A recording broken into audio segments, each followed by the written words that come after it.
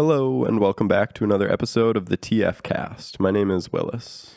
Hey, I'm Zach, and the date is April 6th, 2022. And I'm your host, Jacob Bases. Today with us, we have Amanda Anez on behalf of Key City Bike to talk about the Wheelworks cycling event. Back after 2 years off. Amanda, would you please just kind of like break down what you do over there for the event, what the event's about, and what people can learn and see there?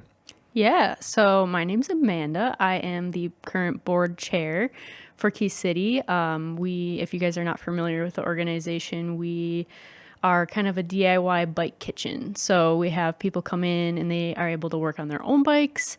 They can utilize our tools for free. We also have various other programs. We have kids bikes available that come in. All the bikes are donated. So volunteers fix them up and refurbish them. And if they're in bad condition, then they get recycled. So we have our event Wheelworks coming up this year. It is on May 14th. We are kind of having a couple art nights leading up to the event. We were having 3 of them. We just had our first one last night. So Tuesdays in April, we have the 12th and the 19th. We're encouraging people to come down to the shop and create some bike-inspired art for Wheelworks. Sure. How does the art work at Wheelworks? It's on display there. It's for sale, or Yeah. So the concept of the Wheelworks event. So it's in support of Key City Bike, and we have various things going on at the event this year. We have a part of that is a silent art auction. So we're having the artwork on display, and people can kind of choose how they want to participate. There's 2 ways. You can submit your piece for free, and then all the proceeds of the art sale goes back to Key City, or you can pay a $10 entry, and then the proceeds go back to the artist at the price that they choose. So, yeah.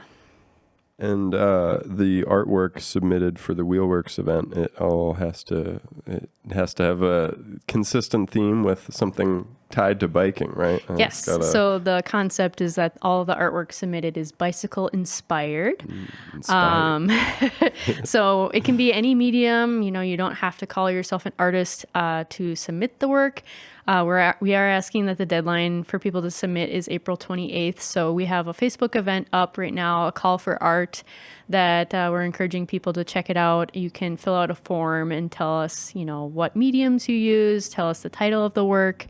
So yeah, the part of the art nights at the shop is where people can use recycled bike parts and also other mediums mixed in if they so choose. Some people get into welding or textiles, painting, really whatever you're feeling.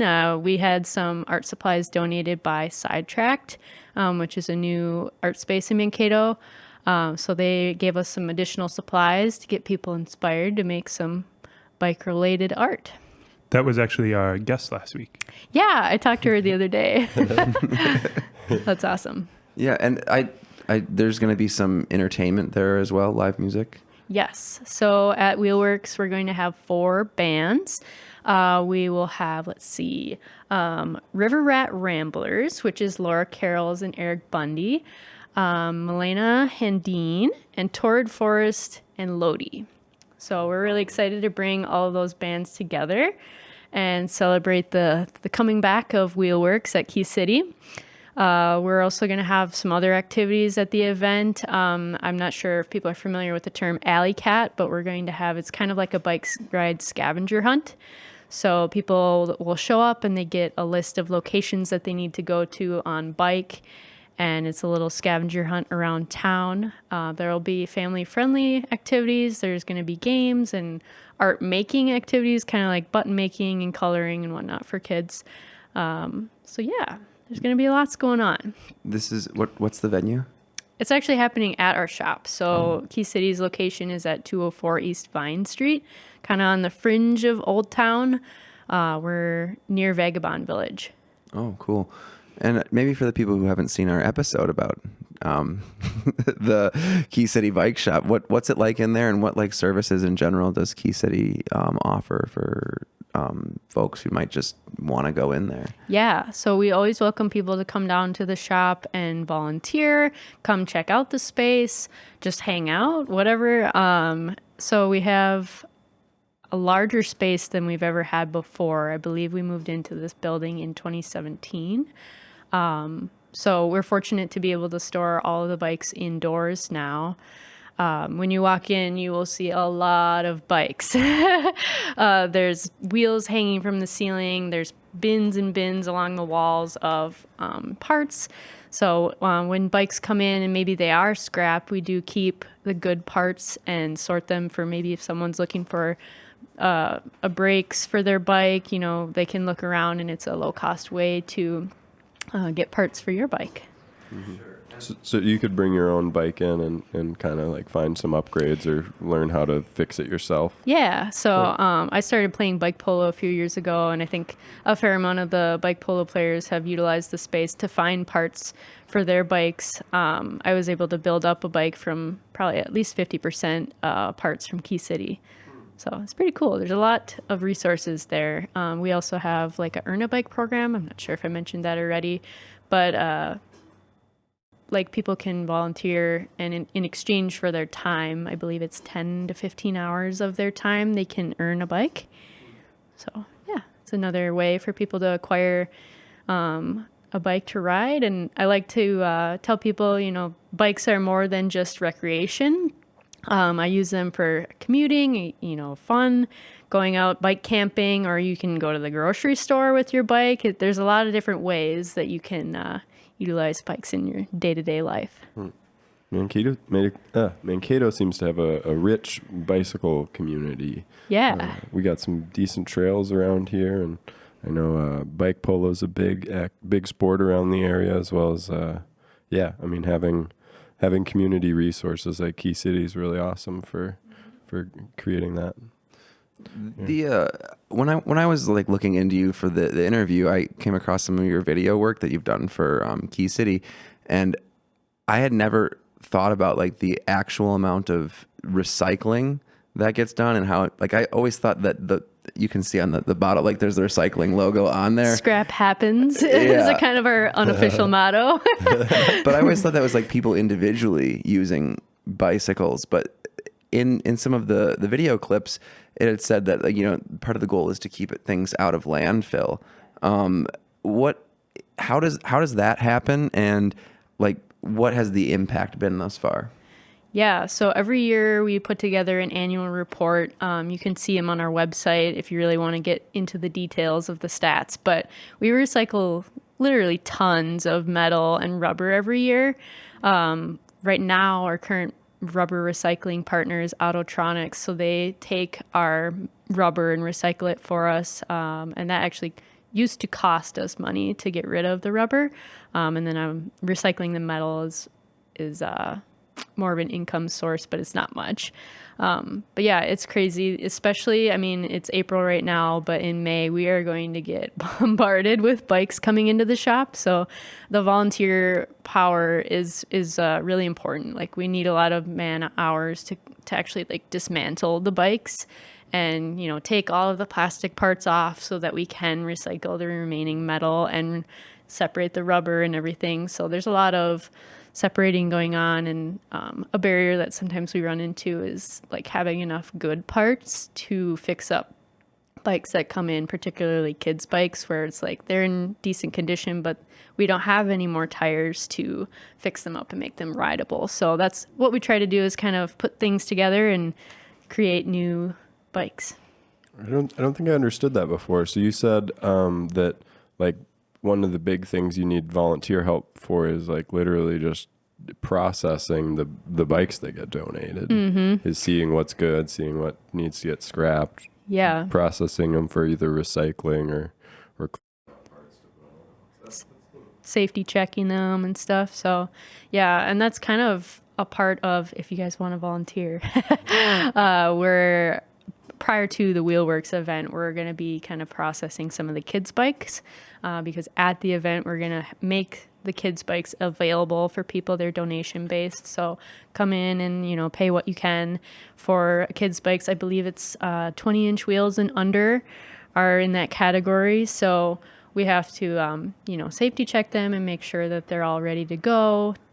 So, yeah. You mentioned that some of the language you use, like bombarded and just tons. What's with the disposability? Like, why are all these bikes coming to you, and where would they have gone otherwise? Like, what's the deal here? Sometimes I wonder where they come from. I know that for sure, like, especially with the kids' bikes, it's a growth thing. The kids grow out of the size and then they no longer need it. People tend to have, a bunch of bikes in their garage that they maybe decide that I don't really ride this anymore. It's the wrong size for me. Maybe they get stolen. That happened to me. That's kind of actually how I got involved with Key City. Is when I was going to MSU, I had my bike locked up outside of my apartment and it got stolen. And at that time, I was just starting to get into like, I think I'm going to ride my bike to work. And then it got stolen and I was like, oh no, that was my like source of exercise this summer. I don't know what to do. So especially for college kids, it's nice to be able to go and, you can find a used bike at an affordable cost and not have to worry so hard about like, what if it does get stolen? You didn't spend $1,000 on this bike. But yeah, so I don't really know where they all come from, but in the springtime, people just kind of purge and realize like, oh, this bike doesn't fit me well. So then they come and donate, which I'm glad they do. A lot, I don't know. They either get tossed in the ravine and I don't know where they would go otherwise. Yeah, people... I've seen bikes just being discarded in strange places too. I think they must be like, they probably don't fit in your garbage can. So people who are like, I don't know what to do with it. That's true. Yeah. I don't want this anymore. Yeah. I had something very similar happen. It's interesting that you mentioned you had your bike stolen and then Key City was like a great solution, because I had my bike stolen and Key City wasn't in existence yet, or maybe it was, but it was I didn't know about it. And so I went to a spot similar up in the cities and I was like, oh, this is awesome. Like you get to go get a used bike and then you can help like fix it up and take it home. But having that here in Mankato is just delightful. So, yeah, it's really cool. And I guess an important thing to note about like the way that the shop is, it's largely volunteer run. So people can't come in and say like, hey, can you fix this for me? But our volunteers are knowledgeable to, whatever their personal experience is. So we're able to provide you advice for how to fix it, but we will not fix it for you. So you could learn how to fix yourself and which is empowering. Like, it's really cool to just understand, like, oh, I'm on a ride and my chain fell off. Like, how do I fix this? Oh, my brakes aren't quite working right. It's really just a couple simple turns with a wrench and you're good. So a cool project that we're working on right now, and I'm sure some people have seen them around town. We have like the public work stands that are out in the parks. They usually have like a variety of wrenches and a pump that are just outside. So we received funding from the Greater Mankato Bike Walk Advocates to install one at our locations. So that way, we have people come to the shop, and because we are volunteer run, we're only open 3 days a week. So with the tools at our location, anyone that comes and they need some tools or a pump, it's available to them 24 hours. So we're working on that this spring. No, yeah, I that's didn't awesome. realize how many of those there were in town, and that's another thing I learned from your YouTube Yeah. page. How many Was are that there? there's like 12 or something. There's more Really? now. Yeah, Oh, we made wow. that video a few years ago, like a tour of Mankato to see where all the work stands were. And I think there's 3 or 4 on the campus of MSU. And there's probably about 15 that are throughout, the fringes of town. Sure. So That's awesome. it's Yeah. crazy. It's a fun I've watch. used them. I still to this day don't own a bicycle pump, so I've gone over there and used it a I whole hope bunch. they work. Yeah, that's true. I think they have a habit of getting vandalized. Unfortunately, it Yeah. seems. So we are hoping that, since we'll be keeping a closer eye on it, that we'll notice if things get broken, that we'll be able to fix them sooner than some of the ones that are out on the fringes of town. Those are owned by the city. I think so. Yeah. How did you mentioned briefly you started biking a little bit for work and stuff, but how did you yourself get, I guess, involved with biking and then your role at Key City? Yeah. I think I did kind of start looking at it as a way to, you know, combine like exercise time into my commute instead of being like an angry driver. I'm like, hey, I'm out and the wind is in my hair and I'm in a good mood.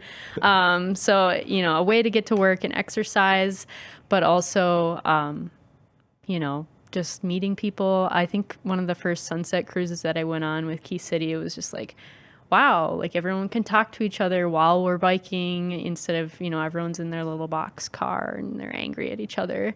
So I really like that vibe of it where you get to know people well and you know, bike out to Eagle Lake and watch the sunset. Like, how cool is that? So it's a way to meet people and, you know, be active. And like you said, there's lots of other categories to bike in, like there's polo and everything. Yeah, I did do the Earn a Bike program after I had my bike stolen. Oh. So I earned a 70s Peugeot. It was a really cool, like mixed frame blue bike. I just got rid of it recently. No. I have too many bikes in my garage, so I had to part with some of them. But yeah, I kind of started to dabble in the different categories of biking. I do a little bit of mountain biking and bike polo, and then just kind of commuting around town and doing the camping stuff sometimes. So, yeah. I think I can't remember when I got on the board. It was probably a few years ago, but got to know the people in the organization and started coming around more. And then I was like, well, I think I'm going to stick around town for a while. Maybe I'll be on the board and be a little bit more involved. So it's cool to put together the programming for the event and come up with ways to promote the organization. Sure. All that from getting your bike stolen. Yeah. Like 5 bikes and you're on the board. Yeah. Like 6 years later.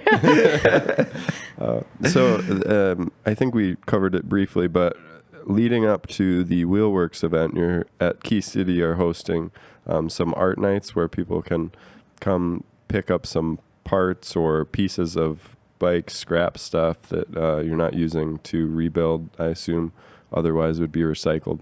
I actually went yesterday, so I just want to like plug that. It was pretty cool. And I would add, it's a pretty good way of like dropping by the space and checking it out if you haven't been maybe, because you could get a brief tour and check it out before you need to show up all by yourself for... Yeah, honestly, like the first time I showed up there, it was at the old location. I don't know if you guys have been in there, but it was like a really old, small, like 2-story building with a ramp, and it's kind of dark in there, really crowded with all the bikes and a couple people. So I walked in by myself, and I was like, so who works here? It was like the architectural equivalent of a can of Hams. Yeah. So it was a little bit intimidating for me to walk into that space and not know really what was going on. But you know, like you said, we welcome people to come down and just kind of like just look around. You don't have to buy anything or just see what's going on. We have a lot of people that just come in like regularly and they just be like, "What do you got going on in here?" And they look through the bins and see if they find anything cool. So it's like a little treasure hunt. Yeah, that's awesome. So for the art, you don't have, what are there constraints with the art? You said it had to be inspired by bicycling, but are there any other constraints or requirements for art to be submitted? No, yeah, it's just bicycle inspired, however you interpret that. Maybe it's just a trail or something like that. Yeah, so there's the 2 ways that you can submit. Let's see.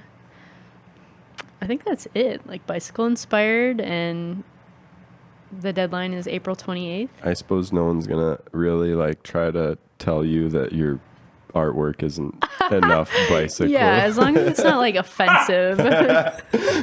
Sorry, I don't think we can accept this work. Oh, this is clearly unicycle art. We said bicycle. Yeah, exactly. There's a unicycle there. I remember looking at the unicycle for a long time when we did the podcast there. We do have a unicycle in the shop. Oh, cool. I know how to unicycle. You do? That's too. cool. I'm a bit of a circus freak type person. I don't know if I mentioned this yet, but we are going to have a tire changing contest at Wheelworks. It's kind of been a thing that's been It's hype. going on. Yeah. It gets real hype. Brian is the hype man. He stands there with the mic and cheers everyone on. But we usually have like 2 people at once changing a tire, and it's a competition who can get done first. So Aaron's the reigning champ right now. Aaron Biggie, I'm pretty sure. Might be. I think that's who won the last one. yeah. So I'm not sure if there's a trophy that gets passed on, That'd but be sick. Couple of gears or I'll something. make that as my Times are we Wheelworks. talking about here? I did go head to head with my mom in one year, and she won. She kicked my butt. So yeah, that's fun to spectate. We usually kind of do it between a couple of the band sets and get people a little bit competitive. And even the alley cat ride, bike scavenger hunt thing can be a little competitive too if you want it to be. We have a Cranksgiving alley cat every year, which is like a food drive. So in November, it's usually kind of the season where people are like, oh, I think I'm going to put my bike away. But we're like, hey, you should keep riding it and maybe even try going to the grocery store with it. How about? There was one year where I did participate in the ride and like fell on a sheet of ice, and I had like jars of glass pasta sauce in my bag, and I was like, they're going to be just shattered. My bag is going to be full of tomatoes. They did not break. But it's cool. It's an experience to try riding in the winter and just, how do I dress? How do I manage the ice on the road? How do I deal with cars that are like, what are you doing on the road? It's snowing. So I like to challenge it a little bit. I sometimes bike to work, which is in Upper North. And I live in Old Town, so it's like I have to go up the hill, and everyone's like, oh my gosh, you bike to work? I'm like, it's only 4 miles, but yes, I did. So I try to every so often. I was going to ask about I forgot my question. Sorry. Yeah.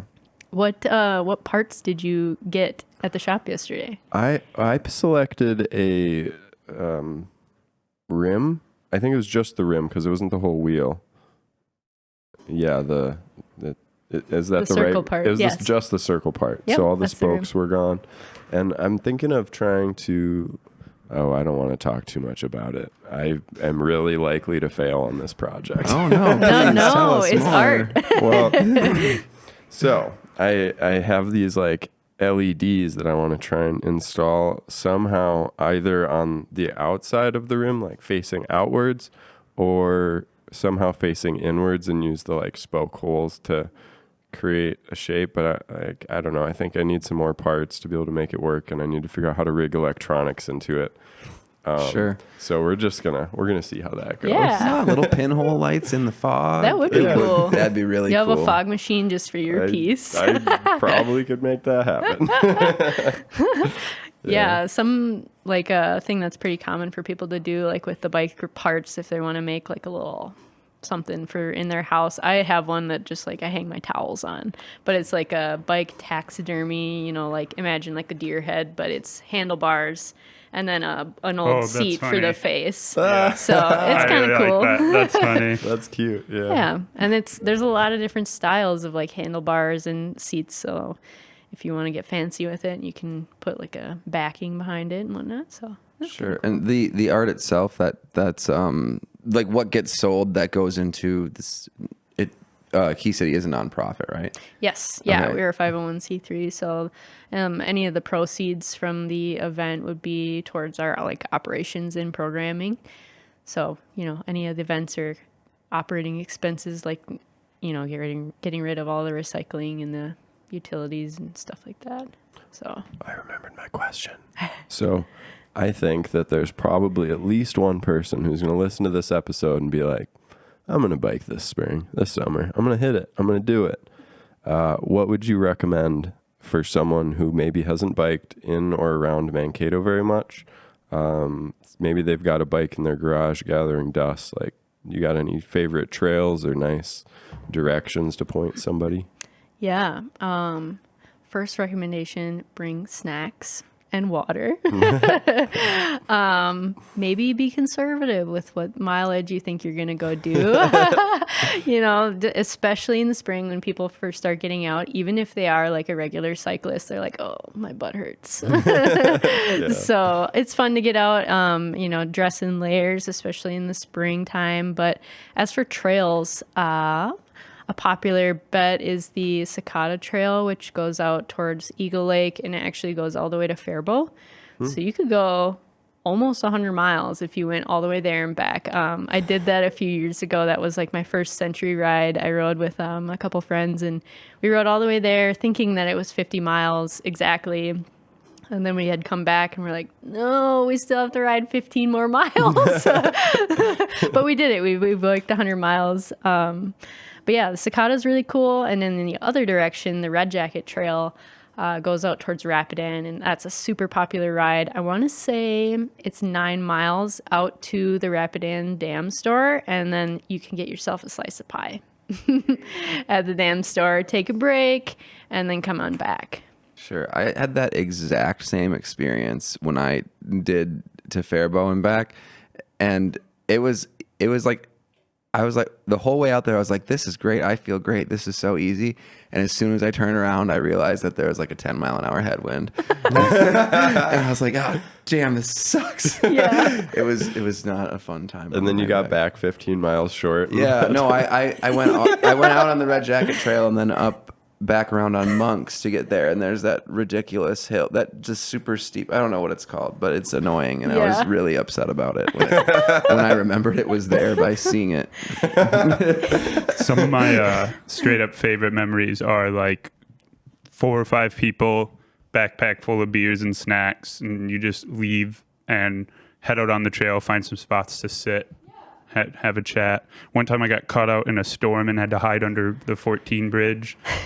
It was still great. Cool. Yeah, that's kind of like the premise of the monthly group rides that we have at Key City. We have them, let's see, it's the last Friday of every month. So in the warm months, we call them a sunset cruise. And in the colder months, we call them a Chilly Willy ride.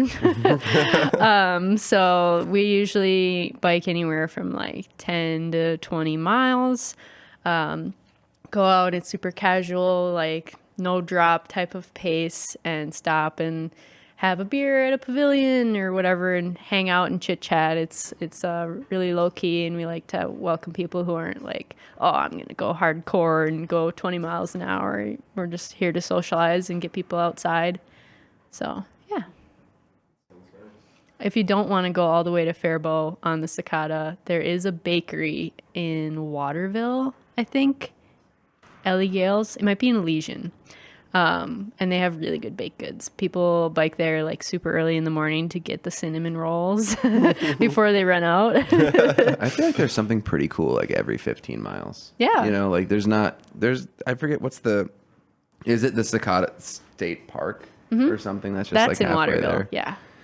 Yeah, they got a lot. There is bike camp sites at that state park, like right off the trail. They're unreservable, so it's a little bit hit or miss, but I don't think a lot of people use them, where you would bike in and then there's 2 sites right off of the trail.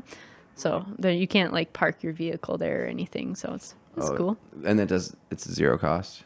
I think you pay to reserve, or you pay when you get there. Yeah. But they're unreservable. Oh, so you have to like show up and it has to be available, and then you have to pay. Yeah, I think so. just what you want when you're riding it on your bike. Yeah. I rode here. I'm so tired. And, can I share this site with you? You have any room in the tent there? But we did have one of our summer solstice campouts there a handful of years ago. We usually have one of those every summer where we go out with a group of people and bike camp. So it's kind of a cool way to see, like, can I strap all of my camping gear to my bike, and to realize that your bike is completely different now. Like, it weighs a lot more, and when you swing your leg over it, like the first time I did that, it was like I almost fell over. It was like, my bike's way heavier. And but yeah, it's cool to try that out and bike out even 10 miles away from your house and just go camp somewhere. Did you build another bike for camping, or did you modify your regular bike for? I put a rear rack on my bike that I have like kind of a gravel bike. So it's at a glance kind of looks like a road bike with the curved drop bars, but wider tires. So it's a little bit more versatile for if you want to, ride on a gravel road or something like that. But yeah, in my garage, I have a polo bike, a mountain bike, and 2 gravel bikes. And I used to have one more, but I got rid of that one. Another gravel bike or just another bike? That was the Peugeot. So that was more of like a vintage road bike with the skinnier tires. But yeah, you can kind of ride whatever bike you want for bike camping. The main thing is, how are you attaching any bags that you have? We did have a couple people show up with a backpack, which is cool too. But it's just worth noting that like the weight on your back also affects your wrists. So it can get kind of straining that way. If you're wearing the weight, it's better if it's on the bike. So people like to disperse it. My setup now is like Aaron Biggie. He has Huda. He makes bike bags and kind of some like apparel items. So he made me a triangular frame bag that goes inside of the bike frame, and it's got a zipper on it, so you can stash some things in there. I put some things on the fork, and then if you want, you can have like panniers on the back with larger items or your food and stuff in it. So there's a lot of ways. You don't always have to have like fancy bike specific bags. I mean, you can go a long ways with just a basic rear rack and some bungee cords. Yeah, it's awesome. It's great that I think one of the things I like about Mankato, especially for biking too, is like our proximity to good roads out. Like even if they're not trails, like you don't have to go very far till you're like cruising through some nice farm roads, winding up like Judson Bottom or something. I guess those are kind of small shoulders, but really pretty areas to ride. There's a lot of good county roads like that. People from the cities have come down and they're like, wow, this is so cool. Like we don't even have to go very far, and we are outside of the metropolis. So we did take some people to Henderson on a bike camping trip. I think we even stopped at the Roadhouse for some pancakes. But yeah, there's a county park out there. We biked out there. That was a really fun ride. And some really hard hills too. Yeah, we got a lot of hills. I guess that would be the thing to complain about around here for biking. I think that they after like 4 or 5 months of regular cycling, like a hill becomes more of a feature. Like if your whole ride is just totally flat, like I bet you there feel are fast, but a lot of Mankatoans who just like don't bike because of the hills. Yeah. It's probably a barrier to entry for a lot of folks. Yeah. Yes. Or they stay in the zone, there's upper Mankato or the valley. But a lot of the trails are down here. I can plenty of times when I used to ride road bike, I would decide, am I going to go up Glenwood or am I just going to go up the hill? Like depending on like how exhausted I was at the end of it. And I went up Glenwood kind of a lot. I would just be done. I was like, I'll just call this a cool down. Yeah.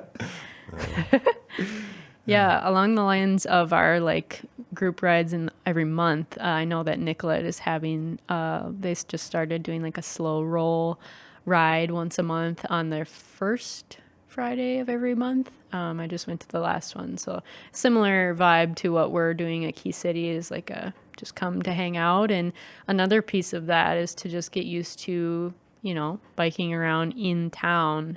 How do you coexist with vehicles, and where is there like a sneaky little trail that you can go on your bike that you wouldn't normally see when you're driving? There's shortcuts and fun ways to get around town on your bike. Even on Red Jacket Trail, there's, I don't know if that's a maintained little side piece, but there's like a cool little mountain bike stretch that's like I think quarter-mile the high long. school mountain bike team might put some effort into that trail. Yeah, it seems well done. It's not like some. There's a couple. Didn't just I feel appear. like that's on both sides of town, actually. Yeah. Oh, On the Cicada Trail. That other piece, and on the Cicada side, people cross-country ski on it in the wintertime. So it's a year-round use. That's cool. Another thing that Willis actually brought up today that I forgot about was the Kiwanis little bike trail thing. Yeah. For mountain biking. Yeah. And Mount Cato. We got Mount Cato, Kiwanis. Yeah. Are there There's, any other trails around? Traverse des Sioux, which is in St. Peter. Okay. It's right at the treaty site there in the woods, which, I mean, in the springtime, it might be a little soggy. Especially, you want to be respectful of the trail. And if it is kind of squishy, you don't want to go out there and leave ruts.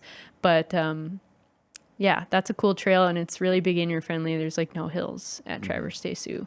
So it's a cool way to get out in the woods and ride your bike. I really love that trail because you can really get going out there, and it's not an easy ride per se. Like if you're going fast and like out there to exercise, you can, like, I'll go around Mount Cato twice and I'm done. Like, it's just not happening anymore. Yeah. But like I can go out to Traverse des Sioux and like ride for an afternoon and like really enjoy myself and not feel like I'm like a sweaty mess after 2 laps on. Mm-hmm. the Mount other Cato thing. is really hard. You have to do a lot of climbing Yeah. and kind of technical descents. Mm-hmm. Yeah, that one, I probably go out there like twice a year and I'm just like, it's a lot. I like Kiwanis a lot. They got good. Well, they also have challenges with water and flooding, I think, too. Just being down in the riverbed or whatever that is. But their team out there really does a lot of work. Like Yeah. I took like a whole year off, and when I came back, they had built up like the X lines and stuff like that. Like that whole, hilltop area had become really like the kind of stuff that I thought had to go to the cities for. Like I'd go up to Lebanon a couple times. Yeah. They put in those big jumps too, and one of my buddies crashed pretty hard. It was Wait, who was it? my old roommate Adam. Oh, sure. We went out there and hit it. It was like, oh wow, these jumps are sweet. You got to try them. And sure enough, he just full committed and right over the bars. But Yeah. he caught some serious air. Those jumps are not small over there. You gotta be careful. Not for me. Yeah. No, it's like the one time we went to Lebanon, I think it was you, me, and Eric. And I remember there's this spot where you go and do it. There's a pretty big dip, and then there's a tabletop. And like I went and I walked it, and I came back and I went and I did the thing. And then our buddy Eric, he just walked it, didn't go through it. Willis doesn't even look at it. He comes down it and just like hits it and flies right into a bush. I remember that. I don't think I crashed, but I was like really off the pedals and into the Yeah, no, it was a good bush for you. It was nice. Oh man. Yeah. Yeah. Oh, it's fun. Well, let's return to Mankato. Let's go. What should we tell people how to get to this thing? Are we wrapping this one up and doing plugs, Yeah. or we got more I think words? it's a good to time say? for plugs. Yeah. Sure. Okay. How do people find the Wheelworks event? How do people find the shop, and how do people get involved? Yeah, so Key City Bike, again, is at 204 East Vine Street, kind of in Old Town. Our Wheelworks event is on May 14th, which I believe is a Saturday. Leading up to that, we have 2 more art nights, the Tuesday, the 12th and the 19th. So it's an opportunity to come in and make the art if you so choose. You'll get supplies, and then the deadline to submit art is April 28th. So our website is keycitybike.org, and you can find us on Facebook and Instagram. I know we have like event details on Facebook if you want to search those out. That's also where you will find the like submission form for the artwork. So yeah, anything Cool. else?